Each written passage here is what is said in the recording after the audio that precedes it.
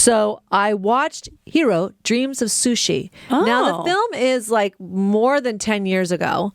So at first I'm like, is this dude still alive?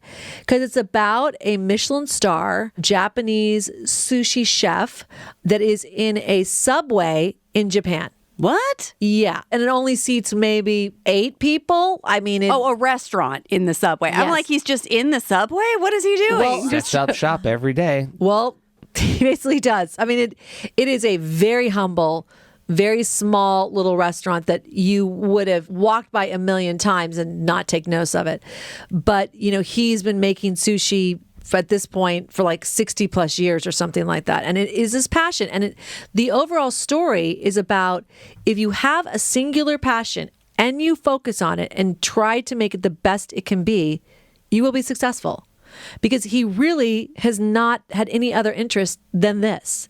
And they talk about the selection of fish in these fish markets that are just insane, about his son. He has 2 sons, and one son kind of spun off and started his own restaurant because he really couldn't be underneath his father's, it's not even mentorship, but under, his control. You're like being a mentor for like years and years and years and years before you're even allowed to like cut sushi in his restaurant. One of his sons is in the position to take over the restaurant, but the dude's never retiring. Never. I mean, his son's like in his 60s, and it's like, good luck. I don't know if you're ever getting it. So this is like a Succession in real life? Yes. Yes, Eddie. So what's so weird is like, I love sushi, but I cannot stand wasabi. And this is one of those places where you are not going to order a California roll. You are not going to even say what you want, because what's based on availability and freshness in the fish market and what he wants to serve, he is just putting like one piece of sushi in front of you after the other. And I mean, I think the meal is like per person, like a $300 meal. There's no starters. I don't even know if they serve sake. I mean, like, it is sushi. That is it. When they would put down the piece of like tora, like tuna, I mean, I'm on the plane like my mouth is watering. And American Airlines economy has no food. So I'm like, oh my God, why am I watching this?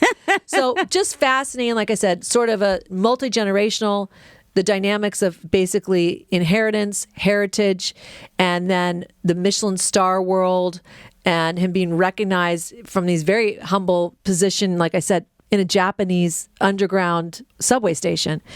And, just that singular passion. If you stick with it, the world might recognize it, and it has for him.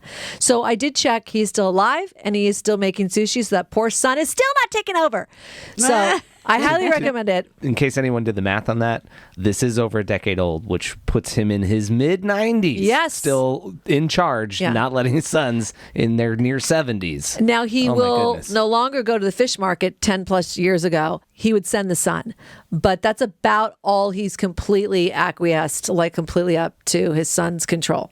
It's like, oh my God. So highly recommend it, especially if you love sushi. It's fascinating.